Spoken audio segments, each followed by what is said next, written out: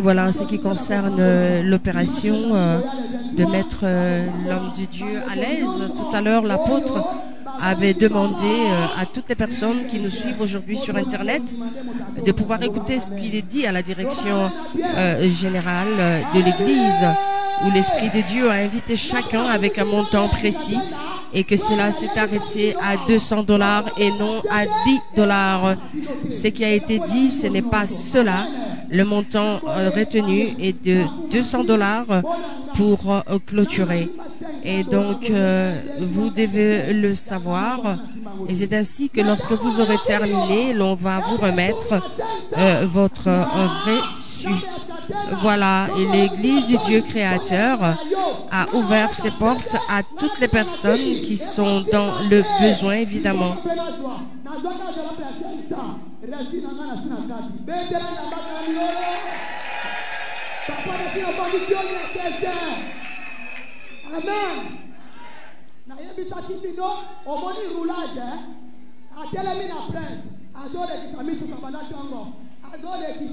Mais ce qui est comme une apokwa, na suka nango, azonga kama kolote, akanga mutuka, akoti na kati, azongi wapi, na ndako.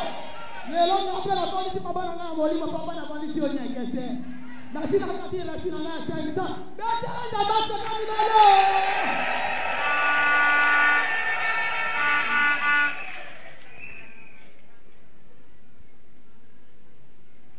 Ah, ndeko mama likamboni ni nzambe ya skate na saleli yo.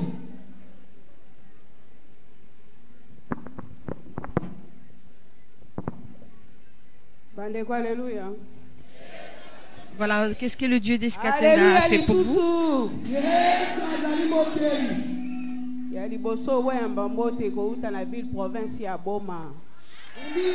viens de la ville-province de Boma. J'ai 2 témoignages par rapport aux mamans Anne. Et j'étais venue en 2019 ici. Je suis rentrée en prière dans la commission des mamans Anne. Nous avions 3 jours de prière.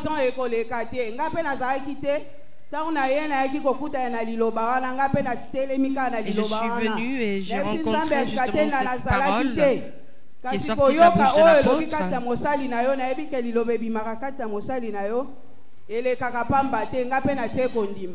Et j'ai cru en cette parole.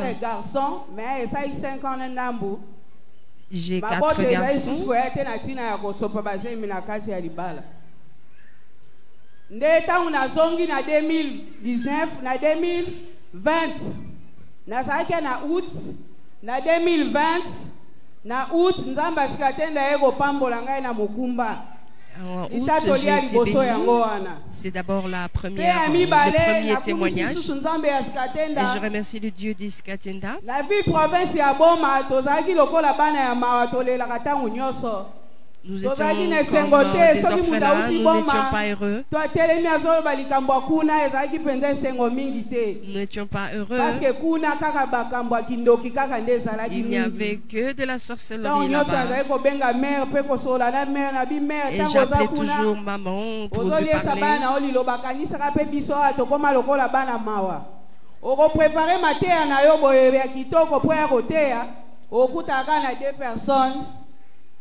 3 personnes, malgré ce réalité, ils ont découragé moi mouké.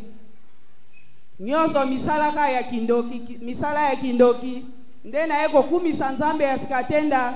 Na nzela ya toma na ye atindelaki biso mosakoli moko kuna Oscar. Voilà, il nous a envoyé l'évangéliste Oscar qui a pris en main justement l'évangélisation. Lorsque le Dieu des Scatenda ou l'apôtre choisit un serviteur, un évangéliste, on ne se préoccupe pas de sa taille ni de comment il est.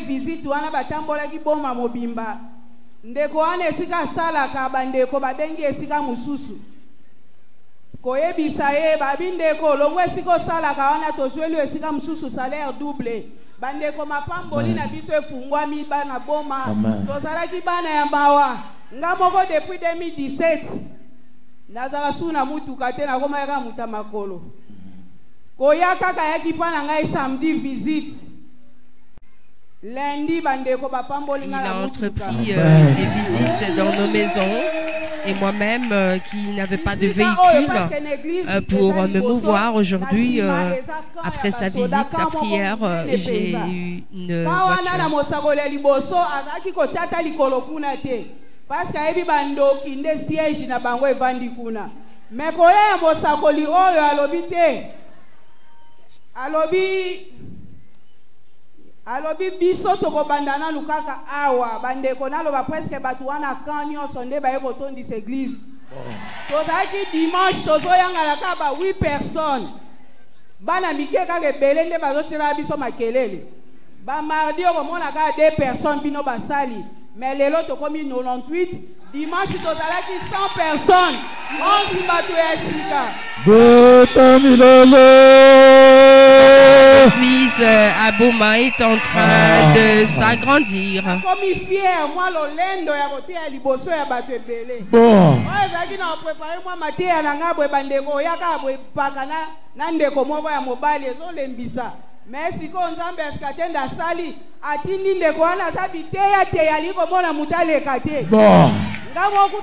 Et donc cet évangéliste que nous a affecté là-bas est en train d'apporter la bonne nouvelle.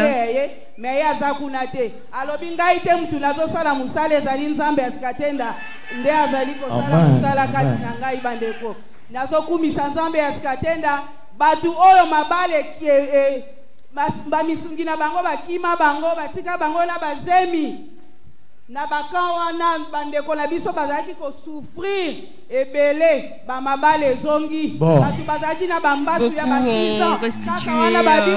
ont vu leur mariage se reconstruire, être restitués. Ceux qui ont été abandonnés par leur épouse ou époux. Et enfin, l'église est en train d'être élevée.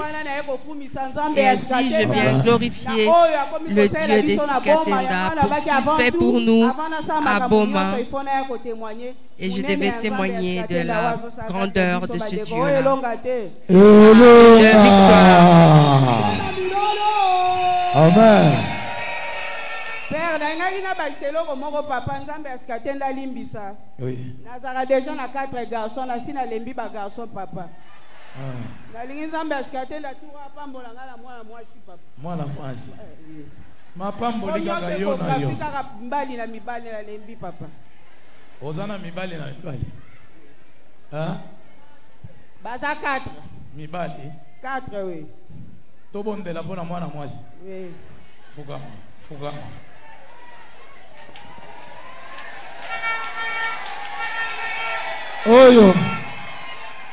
Oyo nde adjointe ya église ya Dieu créateur ya Boma.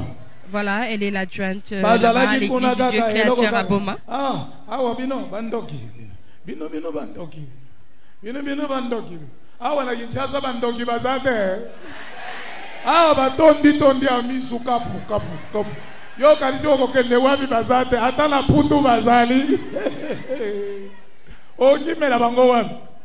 Mama apambolami na santé, apambolami na zemi, apambolami na mutuka, oyoka mapamboli. Beta milolo!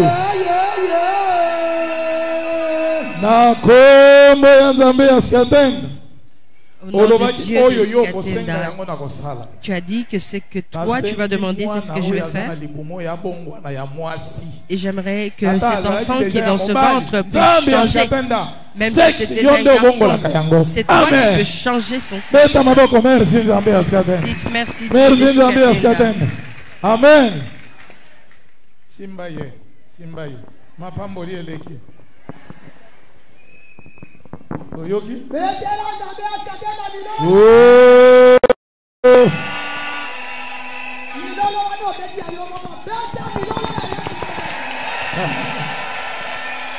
Basakolier.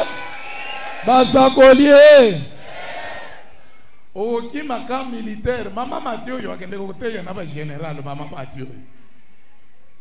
Ozo ki maka militaire eza sima mukongo na yo, nzoka bandimi bango wana. Ba soda nde bazalaki na lilita ya Yesu Kristo. Ba soda nde bandimelaka Nzambe ya Skatenda. Loba amen. Awa batei bango na boma bandimeli to bandimeli te. Yoka nano. Be église na biso na ba province 8 personnes. Soki Thomas boni. Papa biso awa bien, biso awa tokufi. Koloba bien te. Boyoka ndenge na zone yo kwama. Il faut ko changer ko tinda oyo ko balola oyo ko luka mbombo ko tinda boy. Bo tinda sango malamu bato ba ko tinda 15 personnes. 15 personnes eza 300. Awa tozolo ba mwasi ya musakoli ya boma. Il faut que ndena kanisa lobi. Il faut que mardi azo kende na boma na ye na bana soki 4 oyok na biloko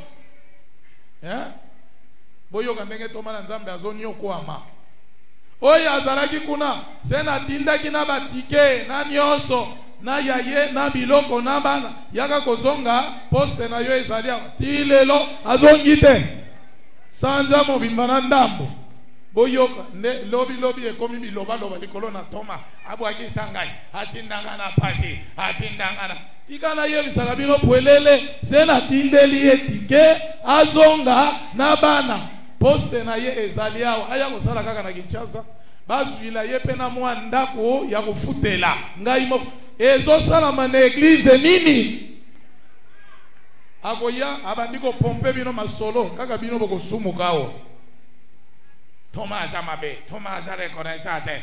Tika bango moko ba uti kuna ba yebisaka bino basala ki oyanga na mardi 2 personnes. Wana église siko 2 personnes titulaire na adjointe. Mpaka te. Bato nyonso ko kiba bino nini bozana. Peko kanga bango kindoki. Toke ili boso mama sala noki. Deko mama ni kangoli ni Nzambe ya Skatenda Salerio. Alléluia. Nous allons suivre cet autre témoignage. Je vous dis bonjour au nom de Dieu des Skatenda. Merci papa, merci maman. Merci papa, merci maman. Nous avons un véritable Dieu, c'est vrai. Nous devons placer le Dieu des Skatenda au-dessus de tout ce qui concerne nos vies. Il m'a accordé une grâce particulière dans cette journée. Internationale de la famille.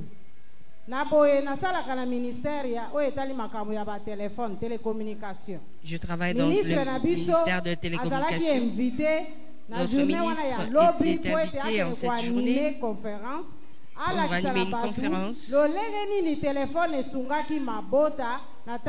Pour voir l'importance du téléphone qui a soutenu la nation et les familles durant la COVID-19. Ministre alobi ye aza disposé te mais baluka mutu akoki ko remplacer.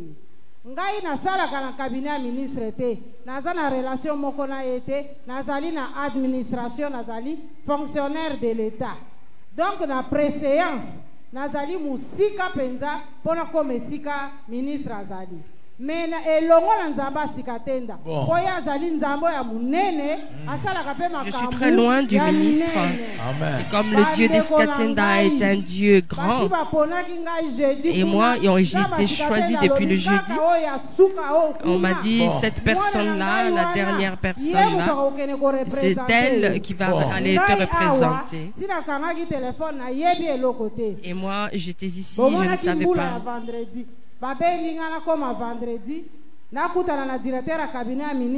Et j'ai rencontré le directeur de cabinet et qui m'a remis ce document. Ministre des Postes et Télécommunications. Nathalie Bango. Ozwa lettre. Nazwa lettre. Natala Boye. On ne m'a pas demandé mon avis par rapport à ça, d'aller représenter le ministre dans cette conférence et que je devais animer cela. Immeuble intelligent. Bon. Una na salon rouge, boyoki kezalaki journée internationale de la famille. Donc même na mokonzi ya mboka, ba représentant na ye bazalaki, ba institution nyonso ya mboka, ba système nyonso ya ba agence ya Nations Unies. Il y avait des personnes, des personnalités, des représentants des ONG, tout ce qui est Union européenne, ONU, etc.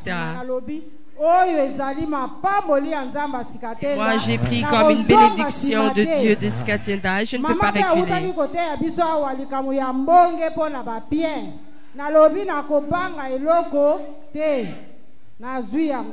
Bayebisinga mama kene ko se préparer na sali kaka prière binzamba sikatenda ane o ezali ane ya molimo mosanto.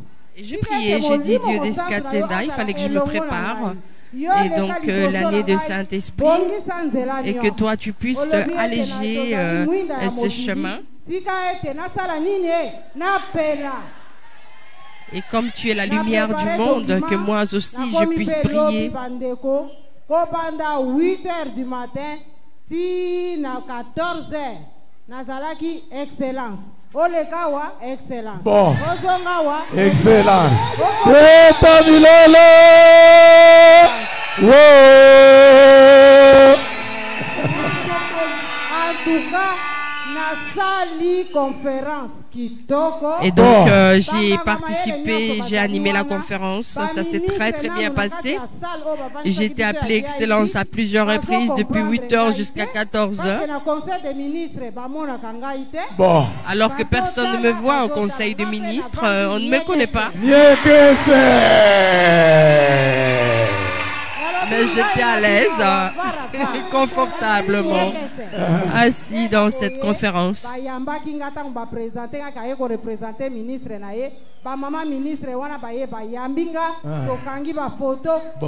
Et donc j'ai pris des photos, je n'ai même pas encore parlé.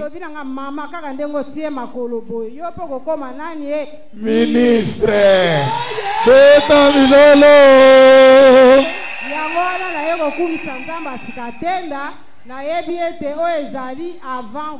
voilà. Voilà, je sais que c'est un avant-goût et qu'il y a des choses qui vont arriver plus tard, n'est-ce pas? Alléluia. Témoignage.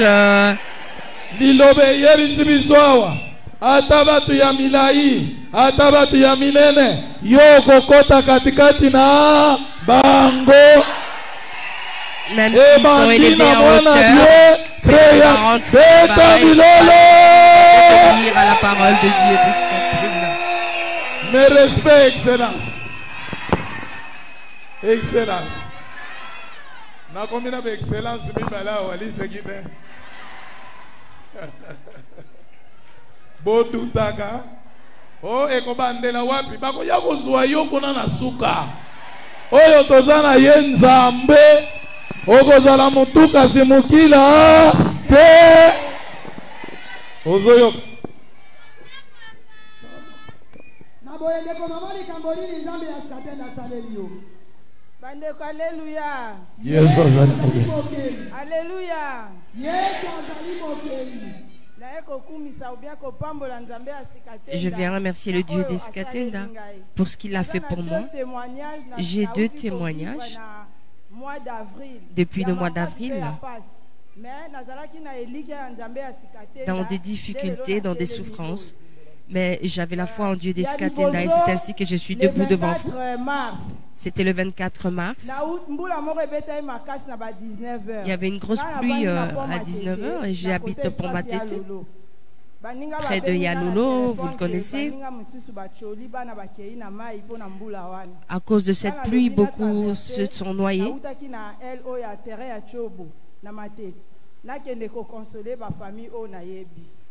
Nakei te consoler juste 20h45 na bandi ko zonga pona ya epananga nazalaki na mbongo 480,000 na sac nanga na $120 na sac na lobite lokola mbule beti so na kei na se ya pont banana bakulu na bako agressé ngai na traversé na boulevard na biso wana na bandi koya mituka ezoya ebele bato ebele na telemi juste pendant 15 minutes bandeko misatu bazalaki liboso ntango basengage ngai nazalaki oyo akosutuka leta na landi totraverse bande ya liboso deuxième bande juste troisième bande na me retrouve na katikati ya grand boulevard oyo namonaki soki na recule mutuka ekotuta nga soki na avance mutuka ekotuta nga na kriye kaka nzambe na ngai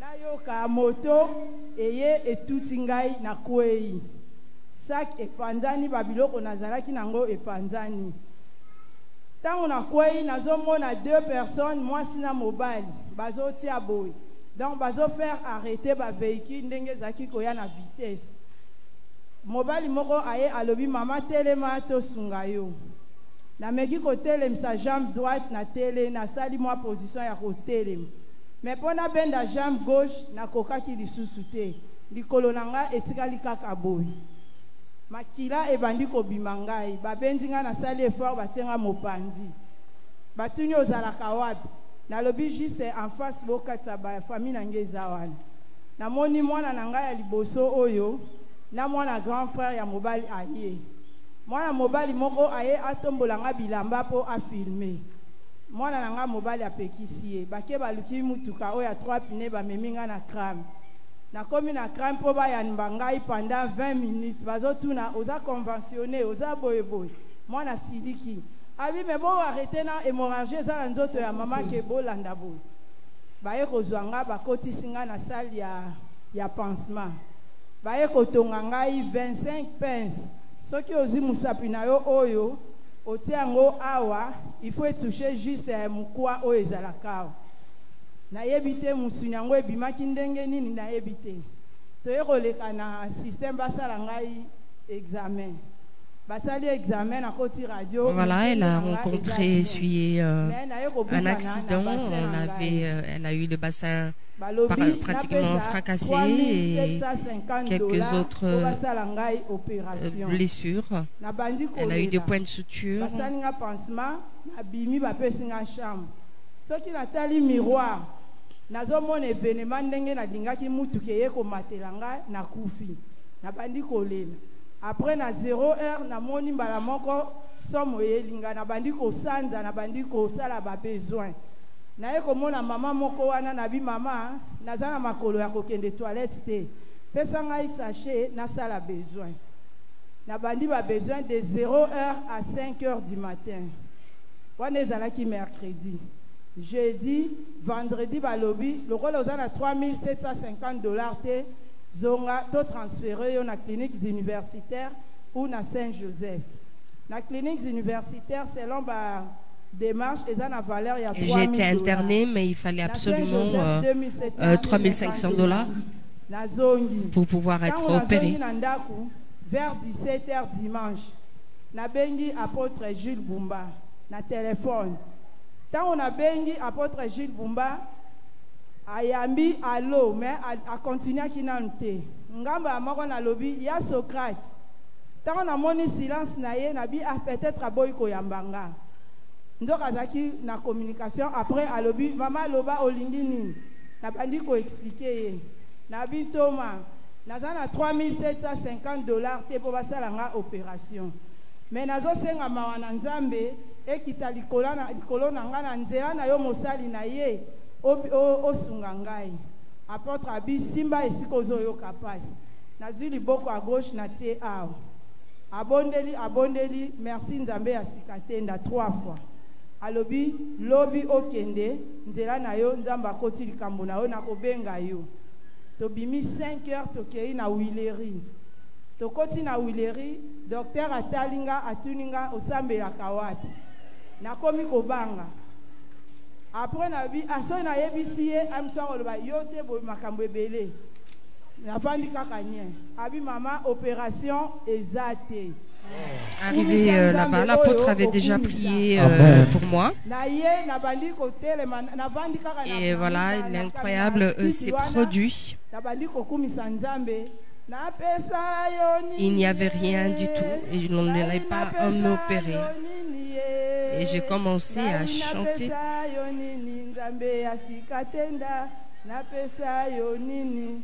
Nazongi kuna bandeko ya mibale pasi mwana oyo bozomona Bible lobi bana bazali likabo na biso ngai na pasi ya likolo navanda kaka na kiti nasalaka ba besoin kaka place wana tango nabengi ntoma na bitoma opération eza lisusu te. Voilà, elle était impotente, elle faisait ses besoins ses toilettes et tout sur place. Elle ne pouvait pas se lever.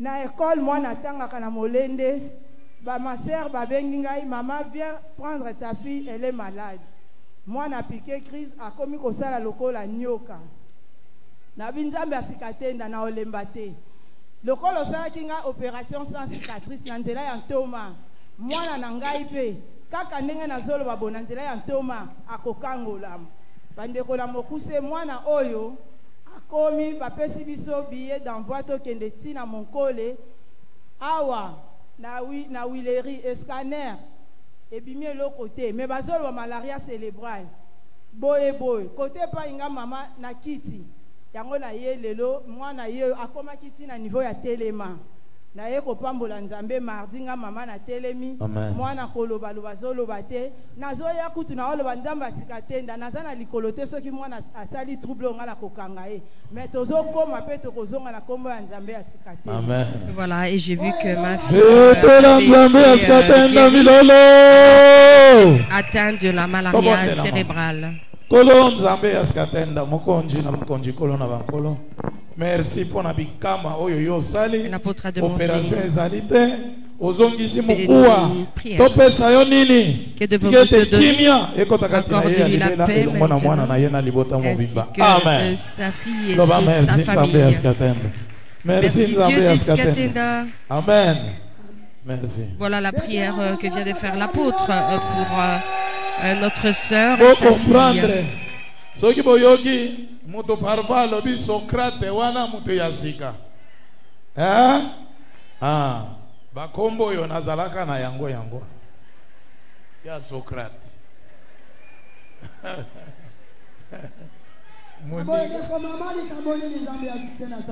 bandeko aleluya aleluya lisusu napesi bino mbote na kombo ya nzambe asikatenda bandeko ezalaki dimanche ka oyo noki or touti église nabimaki te nakende ndako te nakende nazoba kolie uta intérêt mpo basemeki na nga tokomi na nzela na Saint Joseph tokutani na remorque biso na 207 remorque mati po etanga na zaya na sima chauffeur ngabi non biso toza bapambola miti naseka na kombo nzamba asikatenda toza balongi na bisika remorque etelemi lokola nyoka lokola vipère bakuso batele mama osembela merci nzamba asikatenda merci nzamba asikatenda kimia toleki tokei nazwi bakoli na retour lisusu comme nazalaki na esprit de mort na nzoto na ngabi nonga naza na nzamba asikatenda natei na bokozi na nzamba asikatenda mboka na ngai te bakangola mite na kokufa te na retour tokomi na victoire accident lisusu pa moto na ngabi na kombo nzamba asikatenda naza molongi sango na bokonzi ezozelanga na mboka na ngai babongoli na motema te moto akoti na kati chauffeur akimi to bloqué na kati ya mutuka merci nzamba asikatenda baninga bazoki batutani menga eloko moko te na zeli transport na betela nzambe asikatenda milolo deuxième témoignage na ngai eza boye bisika natekaka nabundisami mingi bafunda nga na camp kabila bafunda nga na commune mwana mwasi oyo oyo ya nzambe azwaka kaka babataki namondi eleki ebele nabengi papa na ngai ya molimo naza na kimia te nga nasalelaka yo ata likambo nasali te babiboye papa abifukama nabeti mabolongo na mesa na ngai abinzambe asikatenda atia kimia oyo nyonso olukaka mwana okuta na ye na baoyo basombelaka nga te bayinaka nga bango nyonso ngabi naza na nzambe. Troisièmement na musakoli oyo mboka na ngai o fait du mwana lina kende kuna bengaki ngai Yesu Thomas témoignage oh musakole goma oh autoteya kuna pe bataki batu na mbuteyage baza kuna siko bakomi kokota na radio bafinga bokonzi wana na bandoki basangani na FC ko banga tenga na zoya wana ngana ko musakole te papa tenga maboko makambo na komo mona papa basakola seli la lemba oh bayebi o ngana sengaka na komo sala makambo ko esomo yango na ise musakole ya moshina bizala na kimya ngana zoya papa te nga maboko o ngana ko sala kuna bakufi ba osekwa papa sengi lisusu alobi yebisa papa atindela biso flash disque na ba témoignage o ezo sale makuna bandeko na ngani soze akokanga malade ka bofanda kimya ngana zoya museku ba kufi aza elongo na to wana ebumba makengo o elonga te elonga fuka mama pusa mama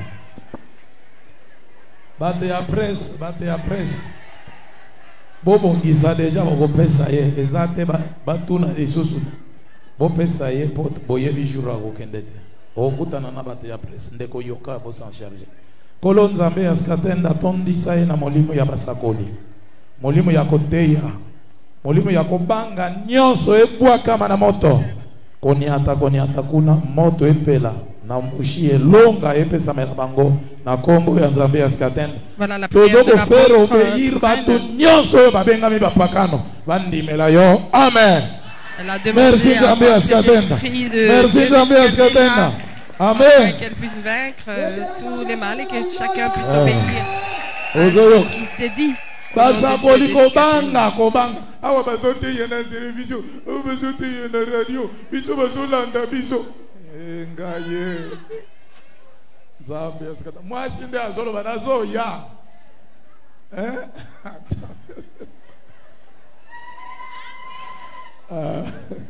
botindela bango batémoignage noki batiaka wana soki te bakoteya susu na balabala te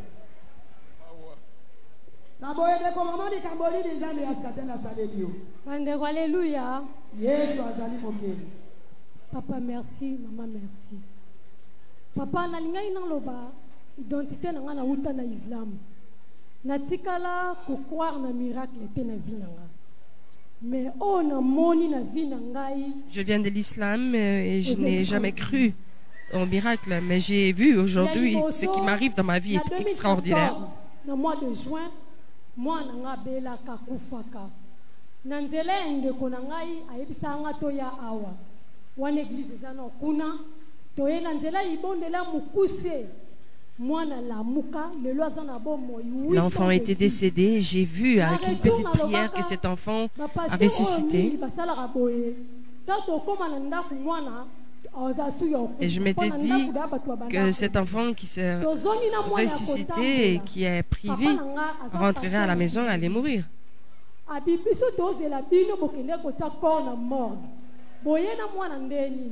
Et voilà, on nous a dit que vous étiez allé à la morgue. Alors pourquoi est-ce que vous êtes venu ici? Je ne sais pas ce que je dois dire. J'ai rencontré un pasteur.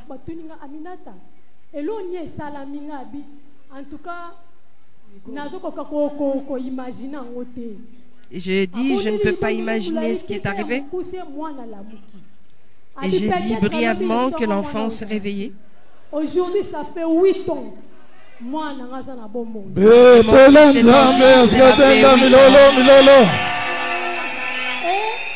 miracle na monaki, ndena lobaki na obouger te, no kepa ite, ngana tikali awa.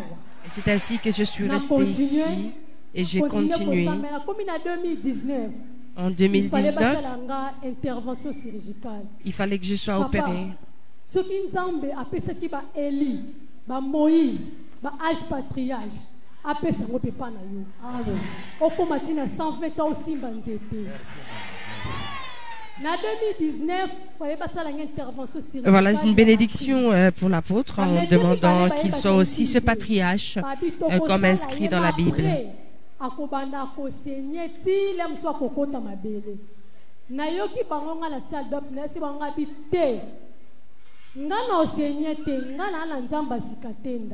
Moi j'ai dit je n'allais pas saigner pour mourir.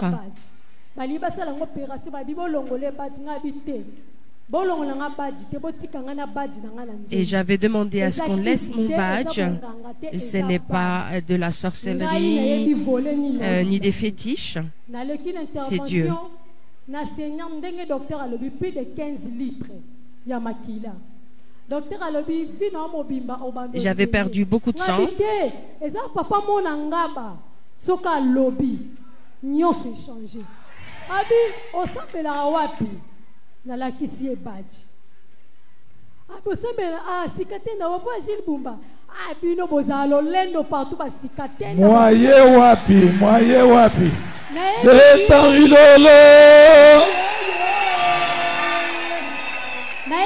Docteur wana nabi papa soki ezala mutu oyo atikala kolinga apôtre Sikatenda te na de naissance ezanga totanga na bakoleko bando sambela na Dieu vivant soki tokomi na mama prière asame na koma nzamba Sikatenda to bimisa mato tike ye moko ngame Sikatenda c'est un magicien bino na kisa mino botaka ba biloko ba rouge bino ba bandoki na tikala kolinga sanga bokonzo te mais intervention qui diable mais compliqué mais le diable a essayé durant l'intervention de compliquer la chose, mais ça n'a pas marché. 3 mois aux onga après 6 mois aux onga rendez-vous nazonga après 6 mois tunga bien oza bien ngabi super bien abi o senete ngabité non senete na yeka poyo ndo bengengai ne ko remplir formalité mobu abi oh.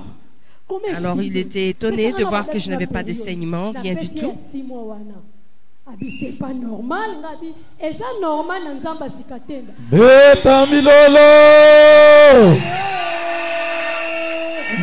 Le docteur a été étonné de voir que ce qu'il avait prévu n'était pas arrivé. Et ça facilité mutakufi asekwi.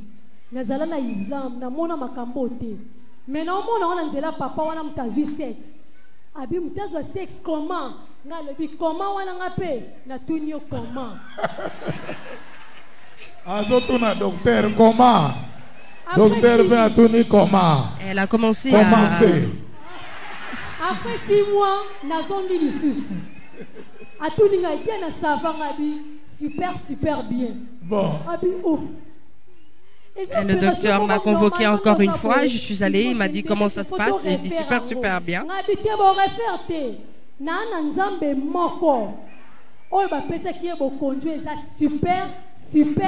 Super puissant. Et à cause de ce royaume qui est super puissant, c'est ainsi que je suis quand je suis là. Si tu allais me comprendre, tu allais venir à l'église du Dieu créateur. Et tu allais comprendre et accepter. Après 1 année, on s'est rencontrés avec lui. L'évolution, comment on dit? Oh, l'évolution. Oh, excellente. Il m'a posé la question comment est-ce que j'évoluais. Je lui ai dit que c'était excellent.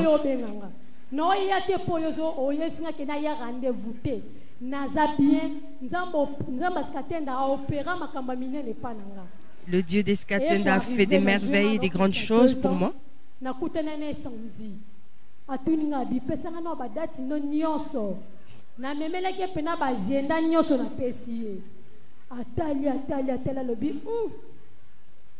Oui, badge na bino ngabi badge na biso yango. Abi otakola lango ngabi au grand complet sikamote na tikango. J'ai toujours mon badge, il m'a dit de le montrer. Ngabi eza gratuit na opesa yo. Zoa. Atali Thomas, atela porte Sikatenda. Abi il a commencé à observer le badge qu'il avait demandé. Alors il a dit mais comment est cet homme? Il a mis quelque chose différemment de vous à l'intérieur de lui. Je suis né Kimbangiste, grandi musulman et je termine mon périple à l'église du Dieu créateur.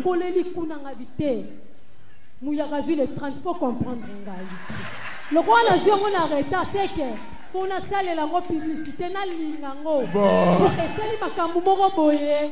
Oh même batu nanga ezala ndeni ngapi nesima ngabi ezala kande boyebi Nzamba Sikatenda sali ngolu le na sa bonne santé le Dieu d'Escatena m'a donné cette grâce et je suis en bonne santé. Ça fait 4 jours en tout cas, on a bandé pour compter les matins. On a eu au teka na passe. Avant-hier, de comment te teka na epembeni.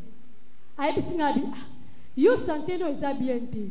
Okobe nzambe na mona sikate na wana tengabi. Ha! Na la ne na la mukane na vanda ne partout na zala na ye. Bon. Na obelele ndeni déjà yebika na ngai. Na pesi au rendez-vous lundi au mona nga boete. Abi oh et je suis avec lui, le Dieu d'Escatena. Je me réveille avec, je vais avec lui. Et tout ce qui se fait pour moi change. Vers 5h20, mission antenne.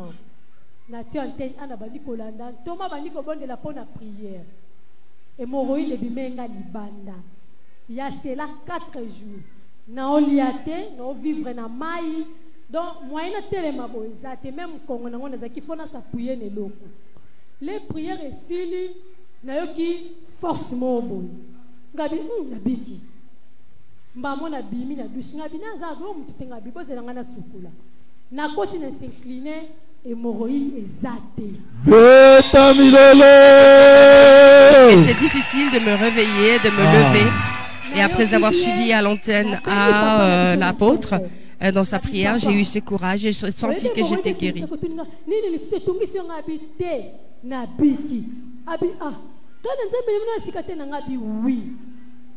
Papa a besoin de la carte. Il peut passer quelque part. Mais, Andi Mama Lobo Bimalanzela Toma Bumba.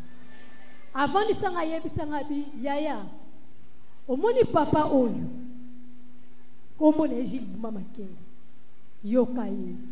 Zana simanaye muta influencé yote muta kosa yote. Et donc il m'a dit de suivre cet homme et de ne pas me laisser influencer et tromper par les autres. Mais yo posa pasteur non dit mais la moninga mso pasteur alors qu'il est aussi un pasteur. Ndena ndima na tiko place wana te ozana place ya malamu continuer na nzela wana makama malamu kezala pona tala ka ndenge nzambe Escatena wana salelio okomi ozalelo bozana pasteur. Et car j'ai vu ton évolution de comment tu es arrivé et de comment tu es depuis que tu es à l'église du Dieu créateur, le Dieu d'Escatena. Azali muto nzamba poni abi peut-être abino bazwa la légèreté continuité wana est solo papa une fois merci lona biki na telemi 21 na ziba traitement lolenge nyonso na bebisi bambongo na bika temelelo na biki. Et aujourd'hui je suis guérie. Qu'est-ce que je devrais encore donner au Dieu d'Escatena? Merci.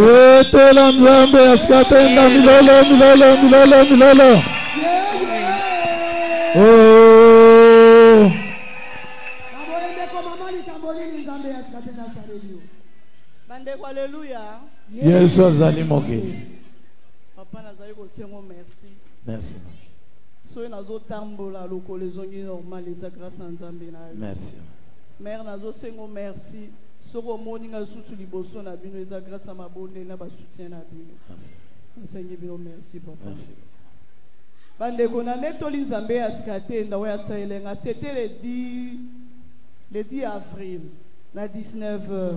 Na nzela ya mai na kitambo na nzela ya mai tangu ndeko azo pesa témoignage ya ndenga asala accident na kati na ngana zolinga po na uti na même accident ke bandeko na mati na biti da omata moto na ebisa Nzambe Escatena na ebike un jour pambola ngana mutuka comme non lo pango ngate na ya na moto Nzamba batela na komi na kitambo transport ezaki vraiment ezala kité ngabina sala vite fait na zonga na na cadeau ya mwana na matina moto na lingaka mwa mobala za na simba na ngate so na matina moto mwa mbali mako matana simba na motema na na oloba ngabi na lingaba mba simba na na moto te na motema na oloba bongo alors nazo kanga mala muta moto po ya tout ngate heureusement comprendre ki azongi le pesima ndeko kande papa lobaka tambo na robanga Nzambe Escatena okaniso saela Nzambe Escatena okanisao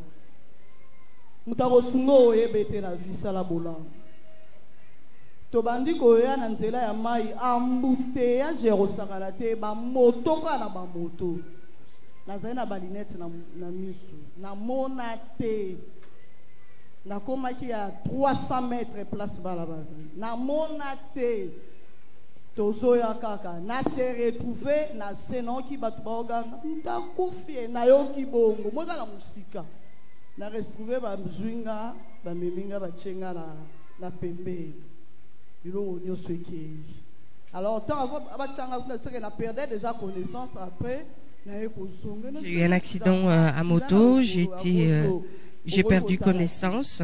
Dans Nathalie na moni somo na sai lokola na perdre sous connaissance na kangi na bandu ko ibisa nzamba sikate misala na ngai ndeko Ezekiel soki nzamba pesa ki 15 ans ezalaki na misala malamu misala ya ndosa ya nzambe na ye nazo nzala nzamba sikate ndakanisa misala na nga amen. Et j'ai dit au Dieu d'Escatenda de se rappeler de la manière dont le soutien que je fais, le travail de Dieu.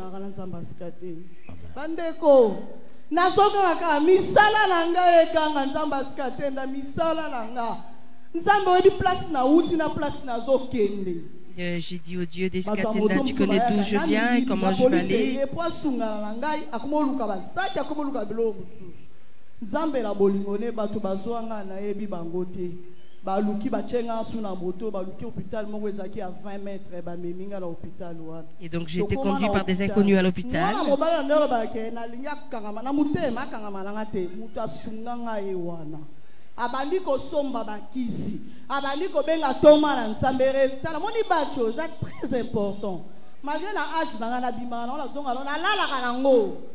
Pour yebi elingi koloba nini bacho ezala bajitela mutu azala kati bato ande asala ya okam azwi ba numéro wana abandi ko benga abengi na opesa ba numéro nazoyeba nga surte ba numéro na opesa ekokana te na butu wana abengaki toma na nzambe abondelaki bandeko babandi kotonga ngai na batorche ya telefone nazobelaka nzambe ya Escatenda nazobelaka nzambe mwana mobali wana atiki ngai te abandi kosomba bakisi pour la portefeuille na. Et donc il m'a aidé à pouvoir me rétablir. Il a acheté, il a payé des frais de l'hospitalisation, des frais chirurgicaux.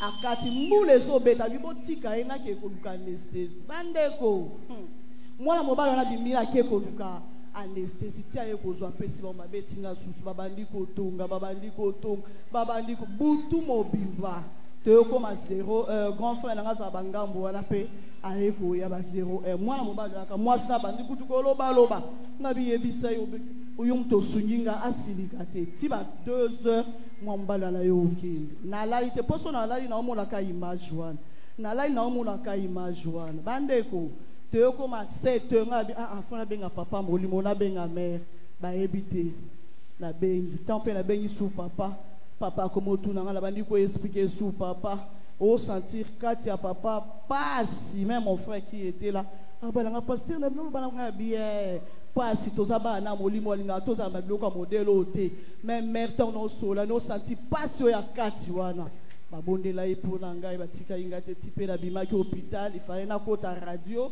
pour lokoleza la ikaboy papa bondela baka simba ka place poteza simba place wana. Et donc j'ai appelé l'apôtre.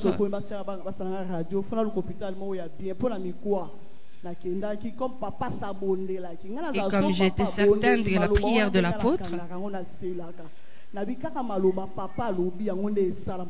et je m'étais attachée à cette parole de la prière de l'apôtre de papa.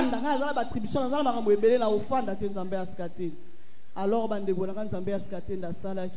toke na radio tant kaka ba fungoli ba bandage apota yoka médecin putain munene boy qu'est-ce qui se passe mon gars bilombi na bonde sala yomba mo oza effrayé nazo talega na Nzambe ya Escatenda sala oya zo sala eza yete yo sala kati nae na kota ki radio ndeko ba che tous les 4 côtés ba chebo normal ba chebo tant comme zo ba normal na Nzambe ya Escatenda merci ba chebo normal ba zongi sibo normal ba zongi sibo normal à l'échographie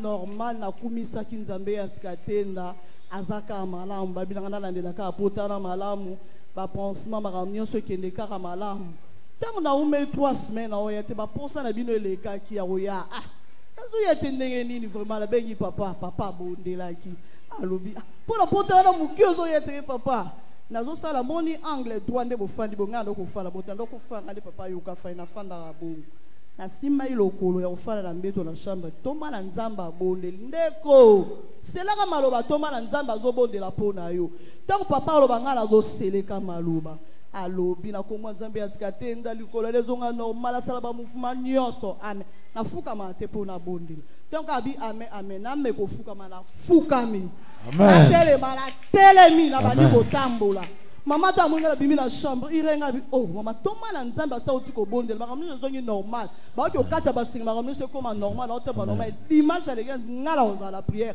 na kotambola talon yo fanda na nzambi ko kala ba basket to bisinga na zakala biloko asi oh elonga te il restait plus qu'à marcher. L'apôtre avait prié, il avait dit que tout allait se passer normalement.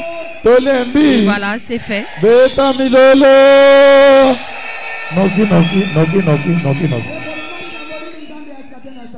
Bande kwa haleluya. Yesu azali moke. Na pesi bino mbote na kombo nzamba sikatenda. Ngape na yeko kumisa munena nzamba sikatenda. Nazala na komitungisama na musala bapesaka biso prime moko boye. Baninga bakoma na ba de prime nga na tikala na prime moko. Na fonction publique toyo ko sala grève ya 2 mois poto bande ko réclamer prime oya mibale babakisa lisusu. Na prime wana mibale nga nazala na katite na sima na yango na yaka na selile awa tokutana na papa Christophe abondela pona ngai lobby na kei kuna na BCDC oya boulevard na ke kokota carte na ngai na sima pe kopesa nyekese na zwaka nani carte na nga de service na koti yango na enveloppe nyekese na resi onga na zwaki na zwipe carte na nga na koti na kati papa Christophe pe abondeli lobi na kei na ke tu na solde na nga na kuti mbongo pe bakoti singa na prime wana o elonga te elonga amen ndeko papa likamboli nzambe ya sikatenda salelio. Alléluia. Yesu azali mokeli. Alléluia lisusu. Yesu azali mokeli. Merci na papa. Merci Miki. Na mabota na merci na mama na mabota. Parce que nzambe na bino ake kolongela ngana katali kama aliwa ya mbalakata. Bandeko nakendaki na nzela ya mai. Nakei na sali à peu près 4 mois kuna. Kozonga na ngai bandeko nakomi na maluku tango nakomi na maluku na zwi transport pona matakotoyo koya na biso tango toleki kaka mikao toleki Kibomango kokoma na biso tango tozokita desata ya Kibomango tobaluki na mutuka 3 fois bandeko tango tobaluki na mutuka 3 fois na keko se trouver na se ya mutuka durant le trajet je m'étais retrouvé en dessous de ce camion moto azoningisanga na sima na ninga maboye na mitombola boye na se retrouver nga moko baninga bao babuka ni mapeka bao babuka ni makolo ngana telemi nazoka te eloko moko te me mabele ekoti na mise ekoti na munoko papa moko aye na voiture na ye atomboli bao babukanaki makolo na maboko atikinga aye kotala nga alobi me yo bukani wapi nalobi nayoki nzoto na nga nyonso eza bien apara mabele na ezana kati ya miso du sable et aussi plein de sable. Et il m'a essuyé, il a pris toutes les personnes qui étaient blessées, qui avaient des fractures. Mama ayeko koma tango mama akomi abondeli po na biso nyonso atalinga nabukani te nini te donc ezalaki esengo mingi betela nzambe asikatenda milolo sorti ça et sauf milolo oh nzambe asikatenda naboye ndeko papa likambo lini nzambe asikatenda asaleli yo. Merci papa. Alléluia. Yesu azali mokili. Bandeko totelemaka na oyo esika biso nde bato toyaka na esika oyo baensemble vide, biso bato toyaka sans forme, biso bato nde ya solo tozwi forme na oyo esika totonisami na mapamboli ya esika oyo. Amen. Ya boye nzambe asikatenda apambolaki biso susu na couple na chouchou na ngai akomaki na mukumba. Amen. Mais yakokamwa ezake nazana okene kaka na baliséen. Bon. Vendredi susu nzambe asikatenda kopambolanga na mwana moko ya mwasi ya kitoko bebe lilas. Olonga te. Olonga. Beta milolo. Amen. Misala nyonso toyoki nani asali yango okonji na bakoni kolo na bankolo nzambe mokeli nzambe asikatenda abongi na milolo te abongi na vigelegele te beta milolo tokei kopesa makabu noki tokei kopesa makabu totondi na mapamboli ozomona makambo nyonso yakaka na priere oyebi likambo oyo kokutana nango te na baremorke ekomi kotelema mpenza telema na kombo ya nzambe asikatenda toza na nzambe betela ye milolo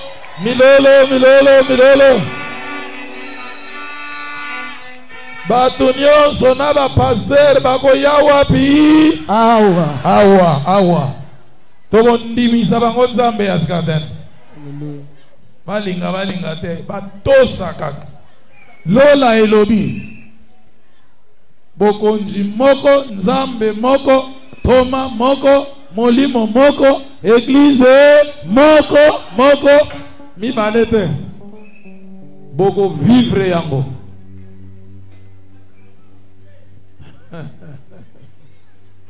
nzembo bayembi Alléluia.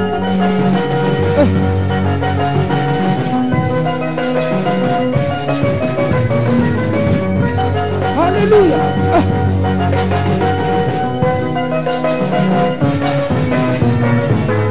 Azali malamu azali malamu zamboyo azali malamu zambe asikatenda azali malamu sola azali malamu azali malamu zamboyo azali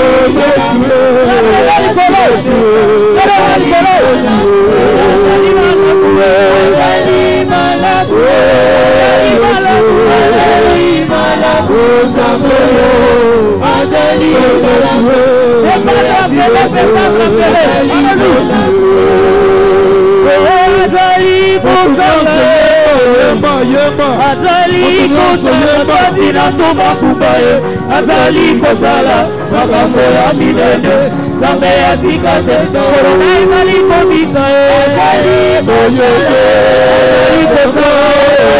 kozala nzambe oyo azali azali korona ezali kobika azali kozala zamboyo azali kozala nzambe asikatenda azali kozala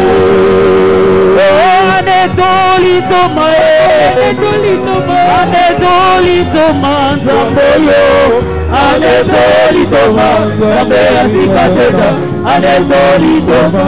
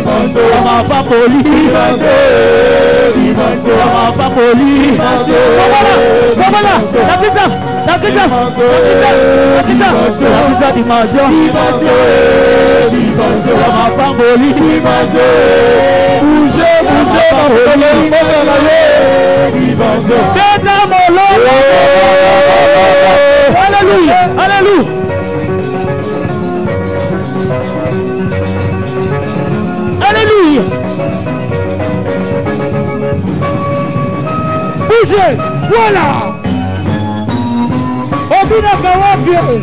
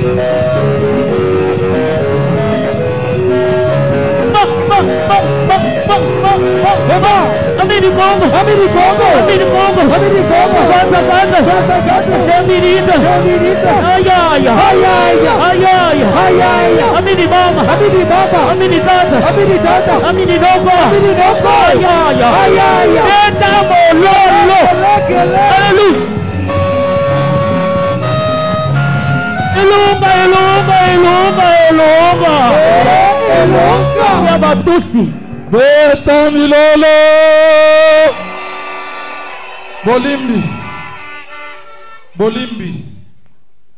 Toma na nzambe azali na mwa musala moko ya moke. Oya akoki kosunga ngai tiela biso sani. Nalobi te moto nyonso oyo aza nango te amitungisa te. Toma na nzambe aza na mwa bosenga ya mwa moke. asala mwa likambo azali nango posa oza nango te komitungisa te wapi panie tokozela bampaka te yaka deja kobwaka awa tokei bakoya kolokotela awa baza retard trop nzembo nyonso bakotikala na nsima ya mayangani baana nyonso yaka na panie okotikala nzembo bayembi baana nyonso na nsima Alléluia. Asana bomo. Aina tosa kaka.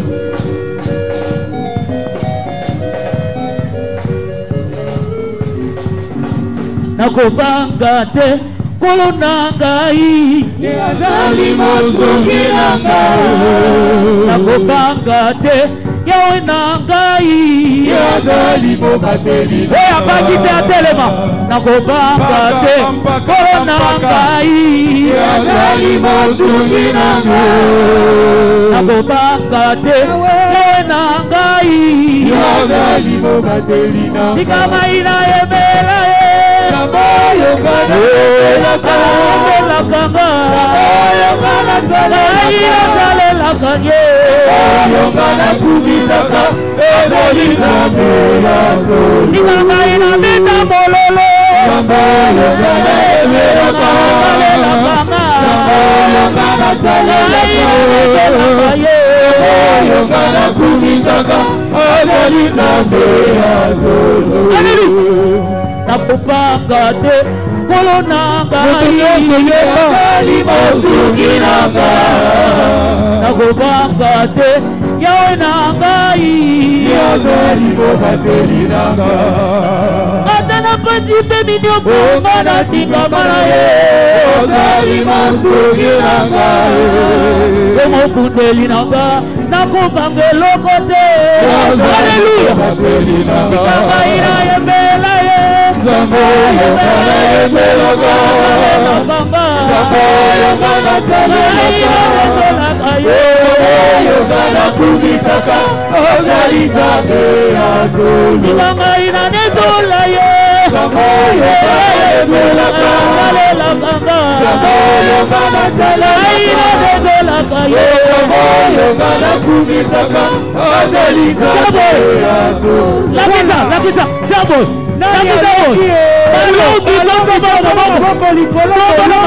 Zamboyo Lakisa boy, toke, balogi. Ya yese kana loge,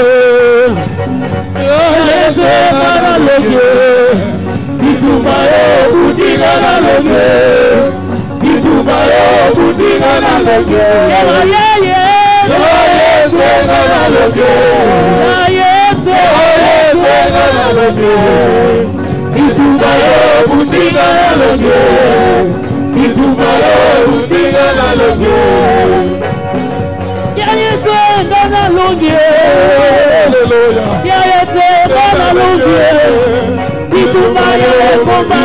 loge, Itumayo malade kana loge, ema ya yete kana loge, ya yete kana loge. Itumayo bundi kana loge, hallelujah. Kana loge, tota baloge, tota baloge, toma zabologe.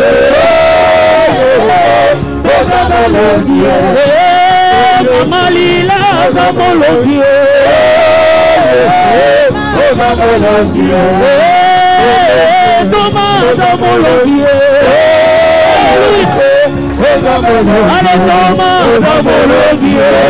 Zamologie, Toma Zamologie, Ale Toma Zamologie, Malila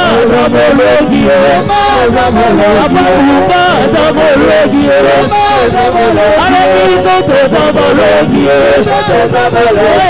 Loto Zamologie,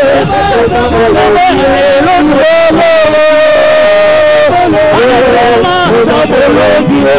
Mabuba Zabologi, Amalila Zabologi, Baba Zabologi, Baba Zabologi,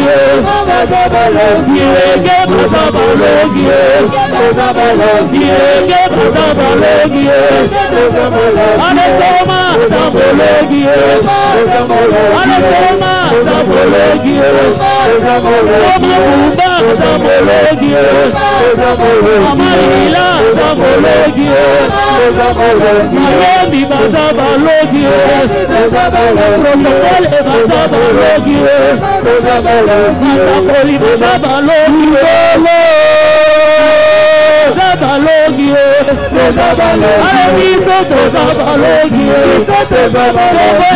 Loto Zabalogi, Amalila Zabalogi, Amalila Zabalogi, Aletoma Zabalogi, Aletoma Zabalogi,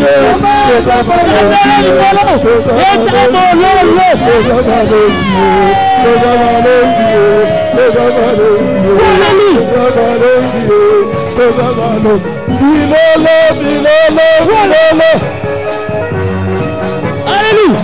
Pavola papa mabota. Oh Zabologi, pavola papa. Pavola pavola pavola. Pavola pavola papa pavola. Pavola papa nanga pavola. Pavola papa na yo pavola. Pavola papa na biso pavola. Pavola pavola papa pavola. Pavola. Oh Tabilolo. Ondimi toza balongi Ganga naza molongi Tozo pikola maladi sikoyo Tozali balongi likolo na ba probleme nyos Bayini Bandoki Maladi Kiekomba Botutu Kozanga libala Kozanga nyos Kozanga mayele. Voilà, nous allons la stérilité,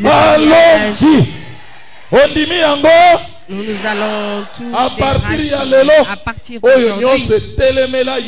Tout ce qui est devant vous, que cela a une hauteur particulière, et nous n'avons pas peur de cela. Lèvons-nous tous.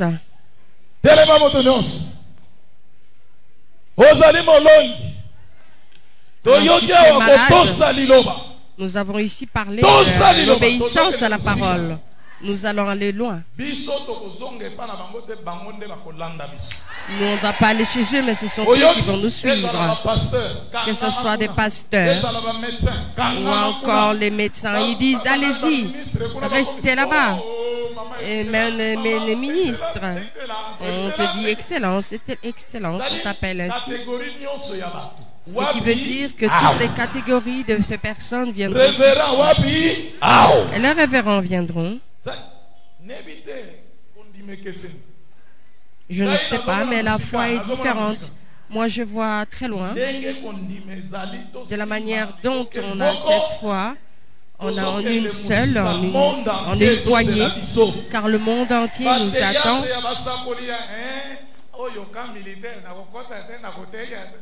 Et ces négligences de certains évangélistes, c'est un camp militaire, je ne vais pas y aller, non, non, non. Nous devons avancer, aller vers d'autres cieux. Les fidèles et les évangélistes, celle qui était en train de crier, elle dit qu'elle va arriver. Elle arrive. Elle n'a jamais été dans une formation d'évangélisation.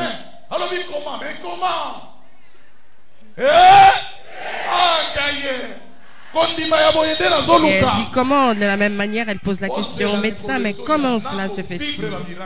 Vous n'avez encore rien vu de tous ces miracles. Il y aura réellement des miracles incroyables. Qui vivra, verra. Voilà, qui vivra, verra. Vous verrez et vous vivrez tout cela. Nous n'aurons pas le temps de prier. On va dire qu'on appelle l'apôtre dans un autre pays. Et je vous dirai simplement bonjour. Vous saluons et toutes les maladies vont disparaître. Tout, les abcès, les furoncles, les kystes, et d'autres sont en train de vivre, c'est la force d'entendre ma voix, et ils sont en train de guérir.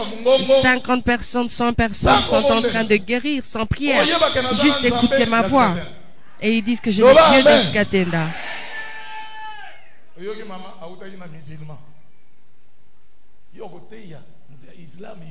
Est-ce que vous aurez le courage de prêcher et d'évangéliser quelqu'un qui est musulman? Elle était contre mur maintenant parce qu'elle avait eu cet enfant qui était décédé.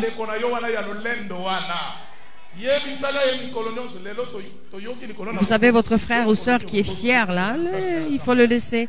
Il viendra.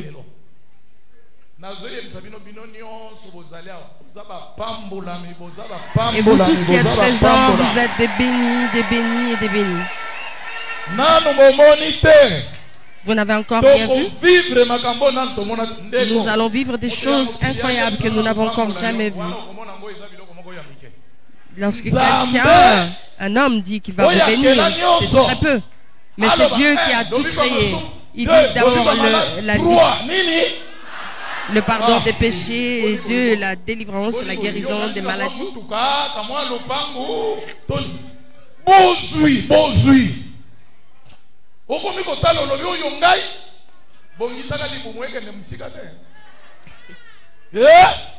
Lobi ba couple nyonso tozali awa. Ozoya ngamoko sentinelle lobi na porte. Nazotala yo wapi mwasi na yo. Wapi mwasi osimbi ye na loboko penza. Mama ki kumba ye lobi yaka. Oh nazokende lelo eza férié la ta pantalon doit soulier. Zuila ye chaussette yomo. Obandi okotse déjà lokolo mususu. Ayoko zalaka ko yete kota sana lokolo tokende 8h balobaki bakokanga porte. Lobi tokokuta nawo. Ondimie longe za maboko na biso. Ba pambola mi adie créateur botombola maboko likolo. Kolo nzambe yaskatenda. Nzambe la banzambe. Le Dieu de Dieu. Tu ne mens pas, et tu as appelé à ton apôtre, le roi, le Seigneur, et le royaume de Dieu, et sera prêché à toutes les nations ainsi viendra la fin, et sera connu, et enfin à la fin. Qui je ne suis rien, et je ne suis que poussière, et je me suis mis devant ton pied. Ceux qui sont incrédules, qu'ils obéissent à ta parole, et que tous sont soumis à l'obéissance de ta parole. Bénis tes enfants.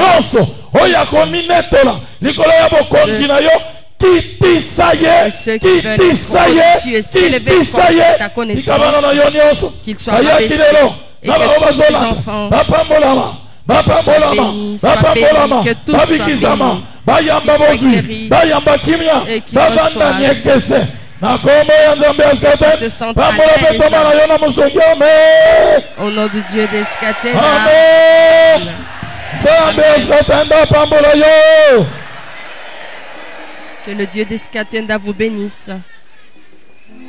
Voilà, c'est la fin de la prière d'aujourd'hui. L'Église du Dieu créateur, en ce 16 mai 2020. La fin de ce culte. Nous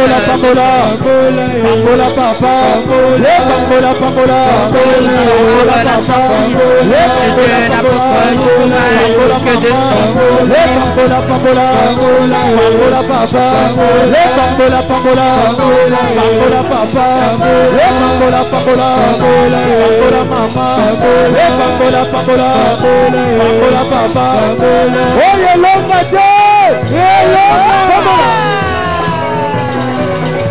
Voilà, Voilà l'apôtre Jumba, compagnie de la servante de Dieu, son épouse maman, en train de terminer ce culte avec joie et avec beaucoup de ferveur.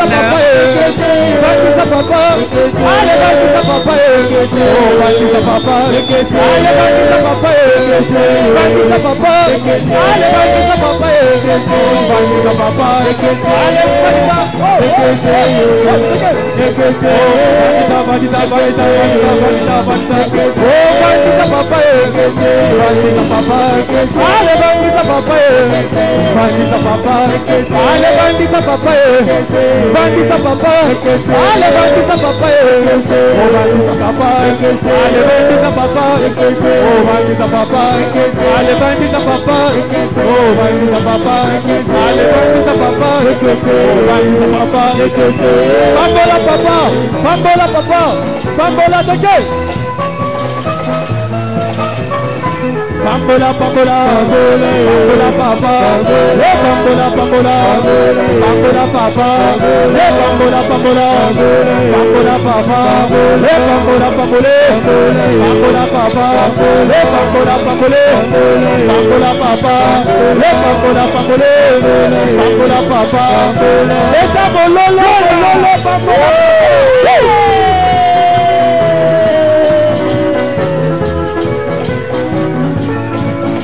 Oh, bandisa papa, bandisa papa, allez bandisa papa, bandisa papa, oh bandisa papa, oh bandisa papa, allez bandisa papa, bandisa papa, allez bandisa papa, bandisa papa, oh bandisa papa, allez bandisa, bandisa, bandisa, bandisa, bandisa,